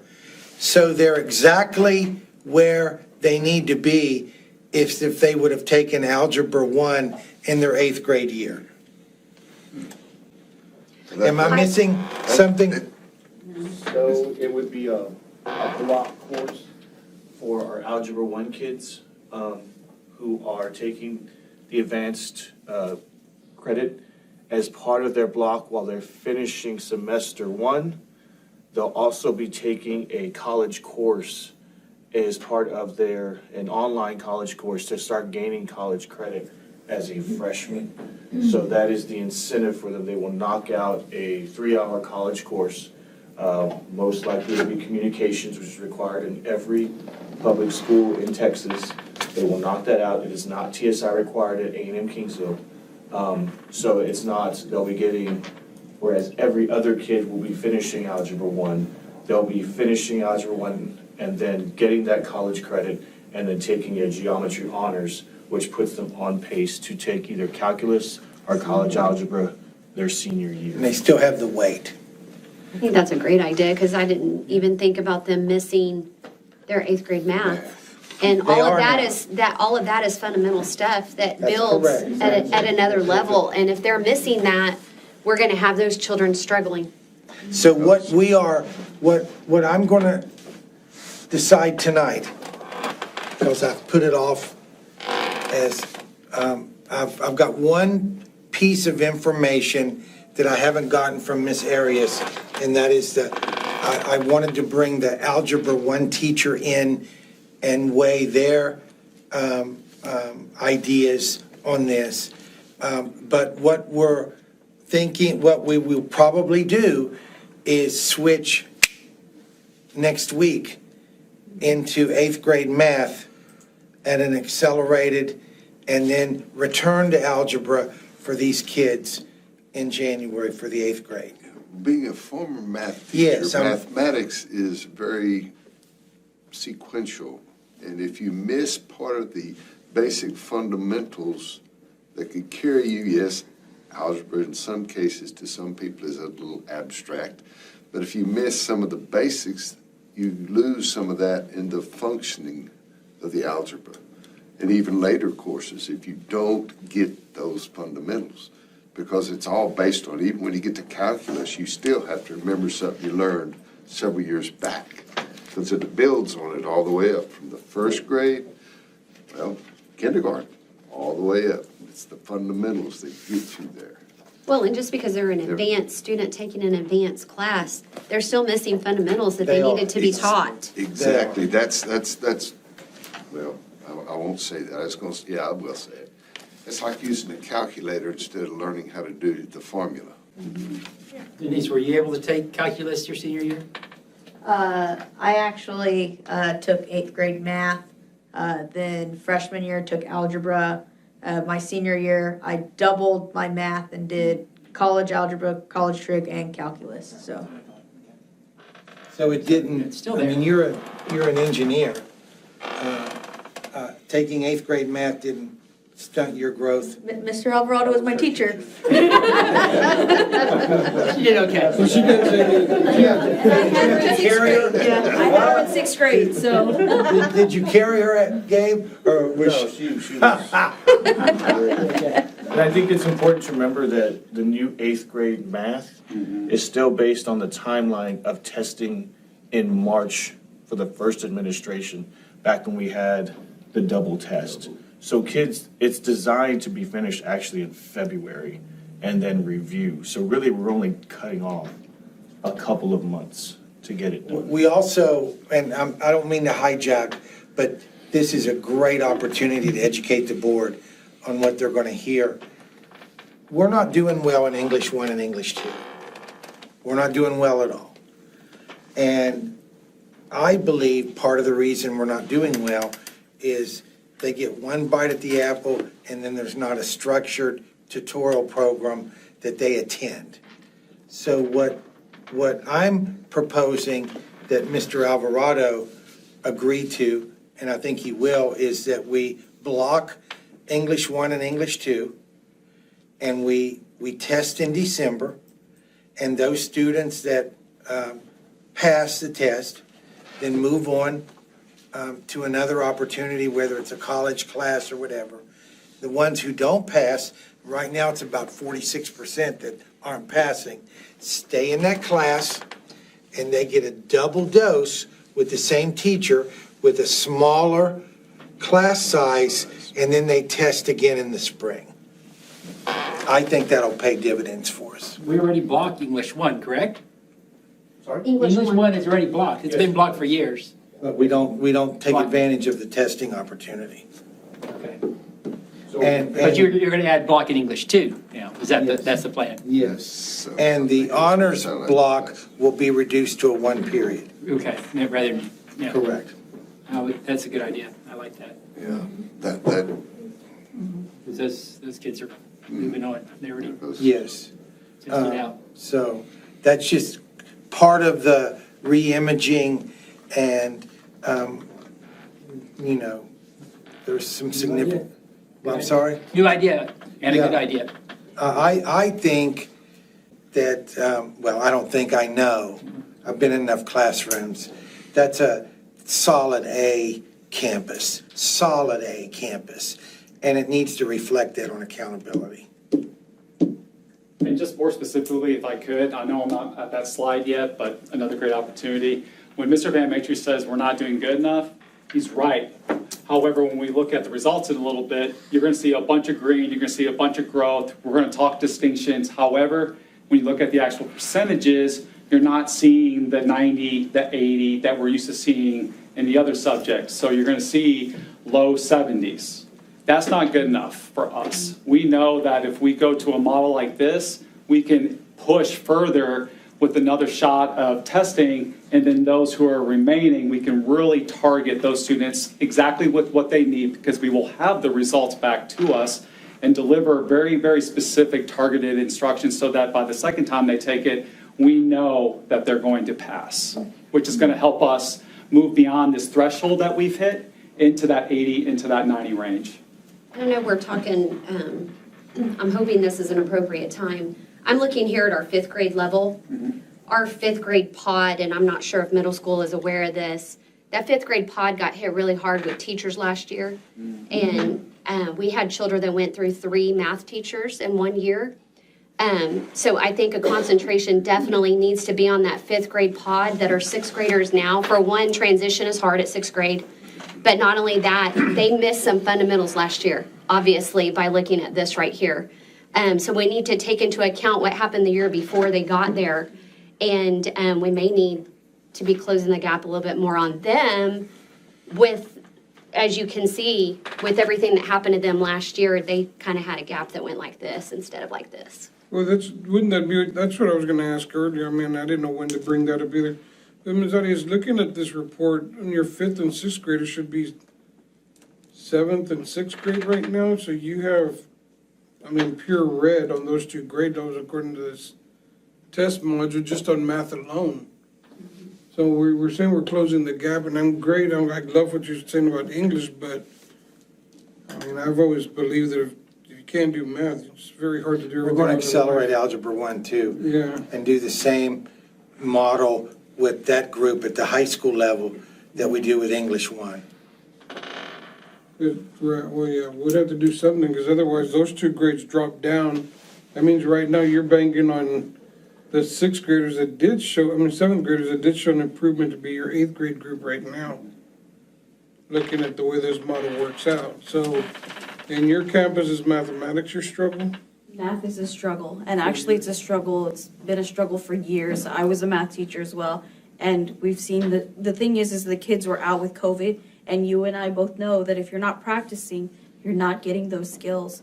So we're trying to recoup those skills, and it is difficult, you're right.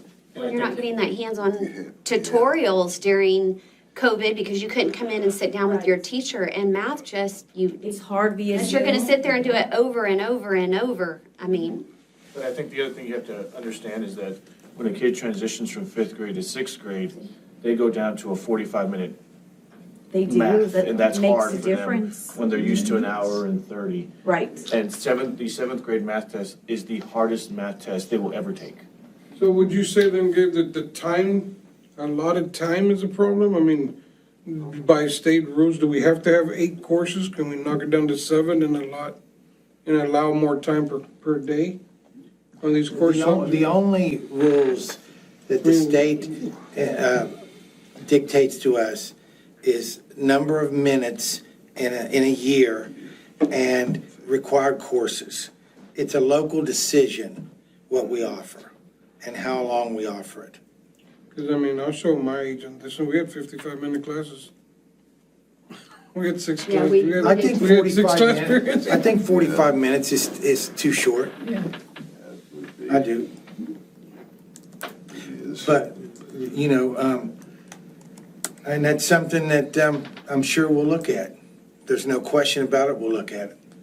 I'm operating at 50. I don't know what yours is. Yeah, about the same. 50? 45 to 50. But I think we also have to take into account that whenever we're talking to kids about time, we also have the obligation to finish them so that they can graduate on time with a certification. And sometimes when we do that, we double block things and so on and so forth. It makes it really hard. I don't know if Ms. Arias would have enough room to double her math staff and have rooms to put them in if we went to a block, because that's essentially what you're doing, you're cutting their teaching time. So we have to pay attention to all that, and then. Yeah, and what he's not telling you is what I require him to do. And it's their school. I hold them accountable, but I tell him, I want you to create a schedule where a kid can show a pig, play in band, be in athletics, and go to early college high school. And sometimes that's hard. But I want our kids doing everything. That's a good approach, keeps them out of trouble, keeps them busy. I'm sorry, we completely hijacked you. And as usual is my question, right? So I'm sorry. It's all good. I feel like it's all downhill from here. Yeah, I just saw that green. I said, we're not gonna give him that. We're not gonna give him that shining star right Now the there. good stuff. So again, reading, you can see the double-digit gains just from both comparison years.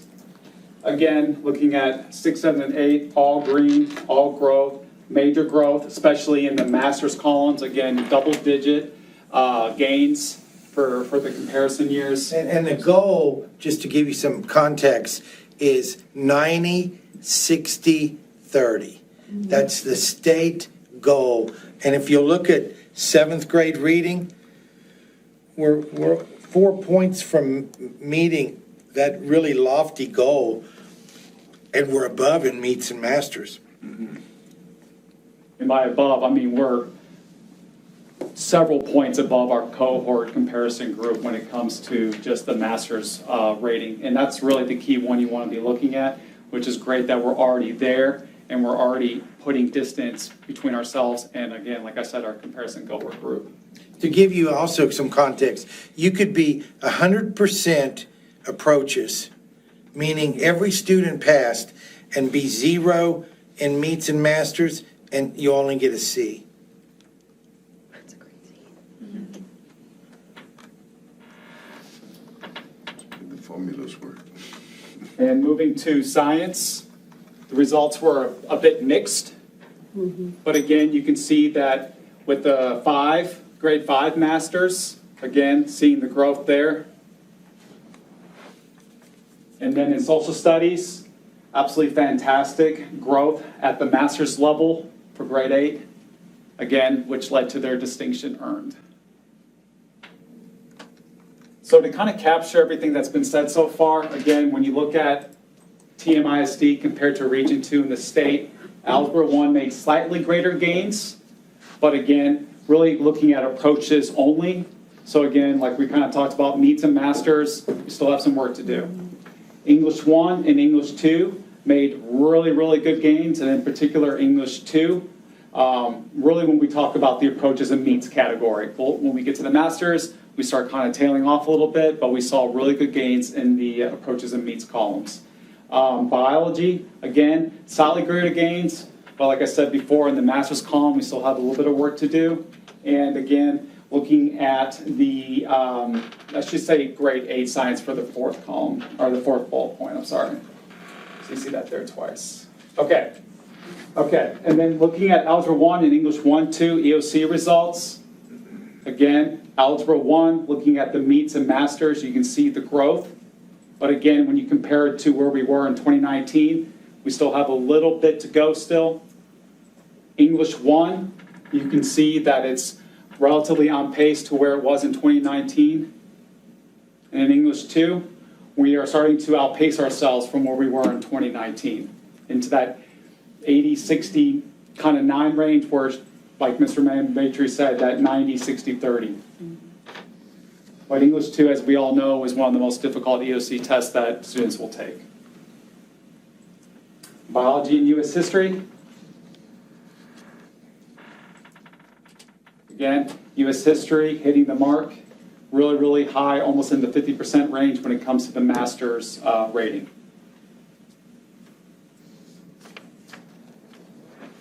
And then, as we've all said so far, math is still a focus this year. We still have work to do. Reading has made significant gains. English 1 and 2, while we're very pleased with the results, we have some different ideas of what we'd like to do in order to push ourselves into that 80% approaches range. And then when we look at the remainder of the tests, science is a bit mixed. Biology is a bit improved, although we still have a little bit of ways to go. And in social studies, in particular, grade 8 in U.S. history, really great job, strong growth, and again, received distinctions in those areas, especially at the middle school. And to kind of just capture everything through the curriculum and instruction lens, and to kind of just highlight the department and some of the things that we're trying to do in this new department that's been created, is really just trying to focus in 3 key areas right now. The first area being developing a rigorous and post-secondary aligned K-12 curriculum. We heard a little bit tonight about our physics plans and just aligning to post-secondary and networking and bringing in our professors in the area so that we're having conversations and we understand what's being asked of our students at that level so that we can, again, tailor our instruction accordingly at our level. Providing relevant, meaningful, and equitable student learning opportunities. Right now, we have gone through a complete overhaul of our data systems for our students, in particular DMAC. We are asking all of our campuses to be using DMAC as where we will input our assessments, where students will take their tests, where we will house all of our performance data so that we can streamline our conversations and our expectations through the data so that, again, we have one shared understanding as a district as far as what our expectations are for our teachers and our students. And then, of course, how are we going to achieve all this? By building really, really solid, awesome relationships with our students and really keeping that our focus now that we're back in school. Pandemic is almost behind us, Ms. Elizondo.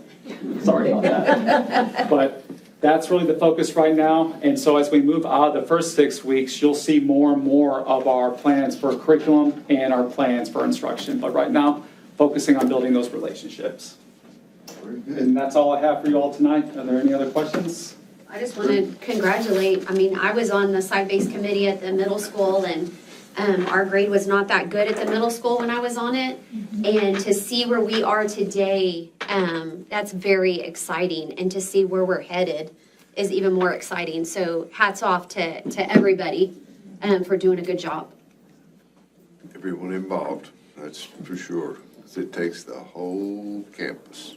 Everybody working together, everyone. Including the kids. They're the ones that sit down and take it, and they're improving, so awesome. Yeah. Leadership. Thank you very much, Dr. White. We appreciate that. Very good. Okay. Let me go into something that we all love to do. You're going to go to the movies now. Yeah. Yeah. Where's the popcorn? We have cookies.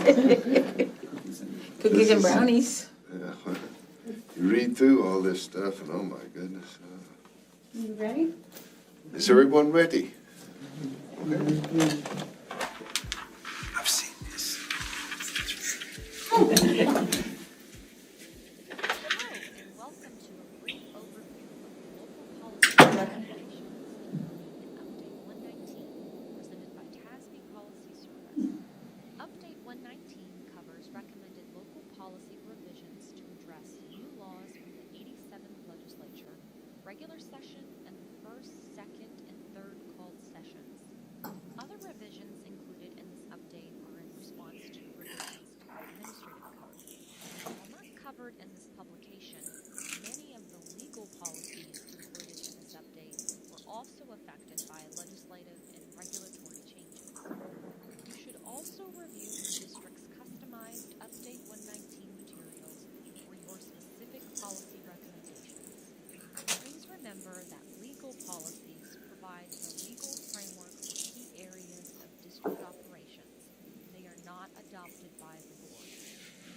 Policy CPC Local governs the district's records management program. Revisions to this policy are recommended to address new rules that the Texas State Library and Archives Commission, or TSLAC, adopted to address the management of electronic records. The recommended language delegates to the Records Management Officer the responsibility to develop procedures for the management of these electronic records. These procedures must comply with the district's records control schedules and meet the minimum requirements established in the Administrative Code rules. We have included in the Regulations Resource Manual updated sample procedures for this topic. The new text in DMA Local is recommended to comply with Senate Bill 1267 from the regular session. That legislation requires the board to annually review the State Board for Educator Certification, or SBEC Clearinghouse. The SBEC Clearinghouse is a collection of best practices and industry recommendations for professional development. The bill also requires the board to adopt a professional development policy based on the training recommendations in the clearinghouse. To avoid including the extensive professional development training details in board policy, the recommended DMA Local text requires the creation of a professional development plan where all of these details will be found. The board must annually approve the professional development plan, which must meet 3 requirements. First, the plan must be guided by the clearinghouse recommendations. Second, the plan must note any differences from the clearinghouse recommendations. And third, the plan must include a schedule of required professional development. The bill requires SBEC to publish the clearinghouse by June 1st, 2022, and districts to adopt a professional development policy by August 1st, 2022. TASB Policy and Legal Services recommend that the board adopt DMA Local and approve the district professional development plan by August 1st or as soon as possible thereafter to ensure compliance with the law. Included in Policy EHAA Local are new provisions that are recommended based on Senate Bill 9 in the second called session. The legislation imposes several requirements related to instruction on the prevention of child abuse, family violence, dating violence, and sex trafficking. The bill requires a board policy on adopting curriculum materials related to these topics.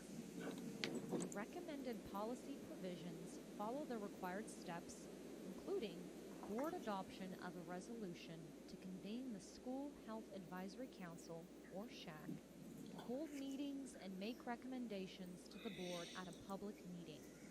The board must then confirm that the SHAC recommendations meet the requirements in law before taking action by a record vote. This is similar to language provided in this policy at Update 118 to address the approval of human sexuality instruction and parental consent. The Regulations Resource Manual includes a sample board resolution for convening the SHAC and a sample parental consent form.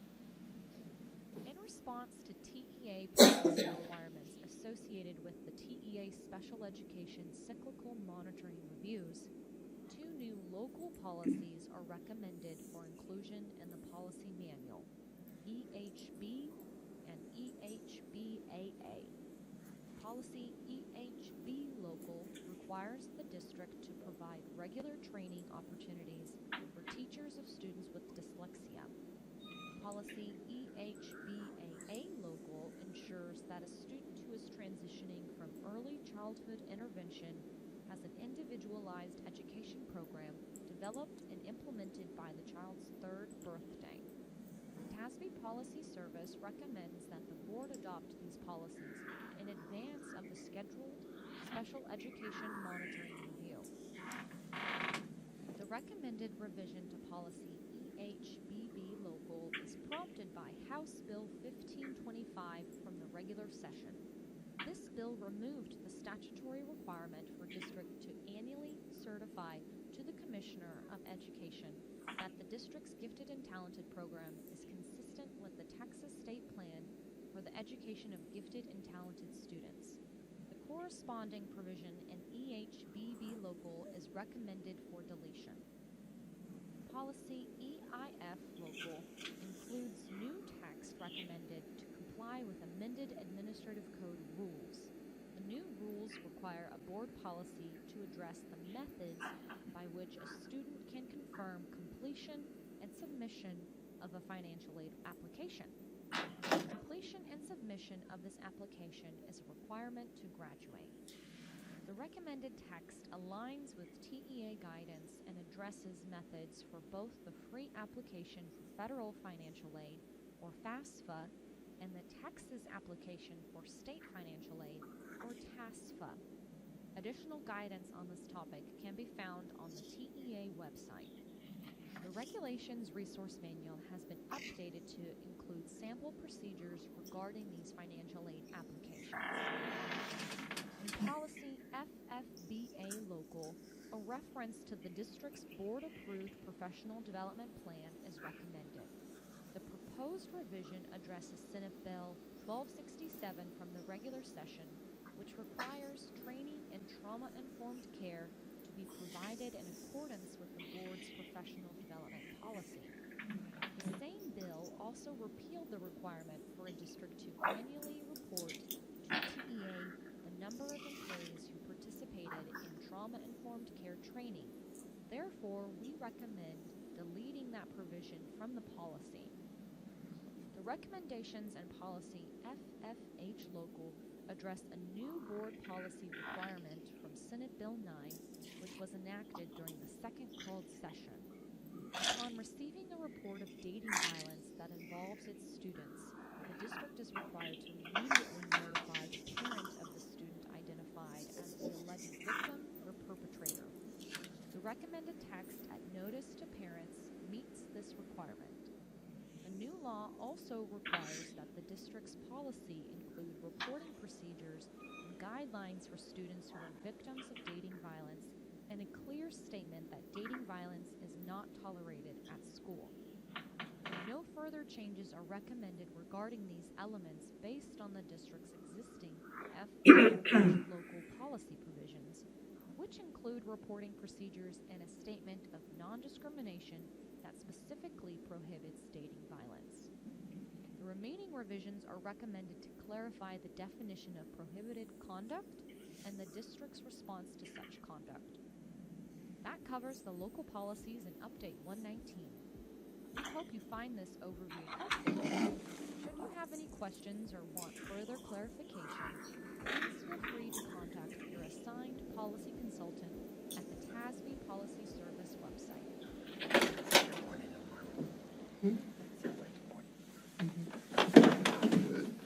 That was considered the first reading, correct? Yes, sir. So that was our first reading on that. So I'm sure everyone had an opportunity to go through it. It's better than the big, thick, yellow things that we used to get.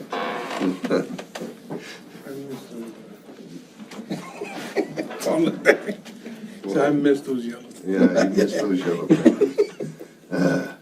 Let me we go to discuss and consider nomination of candidate for TASB endorsement form. I think we had gone through and discussed it, and our representative is Moses Alfredo from Mathis. So I think he's still in that position. He's incumbent, and I think we were the ones that supported him for it. He's doing a good job, well-versed, and he has some good presentations at our convention. There's no recommendation from administration, correct? Is there any from the board? We'll leave it as is for that. Leave our support for him. Okay, very good. Thank you. Speaking, if I could, speaking of Mathis, they had a tragedy with one of their 15-year-old students that committed suicide. So let's keep that family and that community, and I think we had one of our teachers touched by that tragedy. Who's your nephew? So, yes, can't imagine. So that is unfortunate that I've read about that. That's always sad here. So we'll keep that as our nomination for. I'll have you sign up. Okay, thank you. Okay, and then we move on to the next one, would be the discuss and consider the nomination for candidate for the jump on to number 9. Discuss and consider the selection of board delegates and an alternate for the TASB delegate assembly on September 24th in San Antonio this year. Do we have a volunteer? Who's going? Well, you going to be alternate or the main one? Whichever. Okay, well, we'll let you be the delegate, and who wants to be the alternate? Kim. I'll be the alternate. Okay, that'll be good. It's a good experience, you get a rundown on everything, and all the good stuff. And they'll send you a book and packet that you have to read about all the things that you vote on and the positions and Is that the everything. one we're gonna go to? That's what I was gonna tell you. Okay, so Ben will be the delegate and Kim will be the alternate. Okay. And just in case Steve will be the backup. I'm not there. He's not going. I'm not there. John? No, I'm gonna give it to Janie. I pass. I've already been there, that Jason's deli sandwich is just a little bit too much. All right, we move on to the next item, the consent agenda. Mr. Matry. Mr. President, members of the board, it is the administration's recommendation that the board approve the consent agenda items as presented. Thank you, Mr. Van Matry. Do we have a motion of administrative recommendation, please? Ben makes the motion, John seconds, and Janie thirds. Any comments, questions? All those in favor? Those opposed? Motion carries 6-0. Thank you very much. That's it. Do you want to take a short recess? You want to just go into closed session? Probably a quick one, isn't it? Yes. Okay. Let's just get for it. The board will convene a closed meeting as authorized in Texas Open Meeting Act, Texas Government Code, Chapter 551 for possible. Discuss employment of certified personnel, discuss employment of non-Chapter 21 contract personnel, discuss employee issues and concerns. It is 7:57 p.m., August the 15th, 2022. We are in closed session. Thank you all for being here. Thank you so much.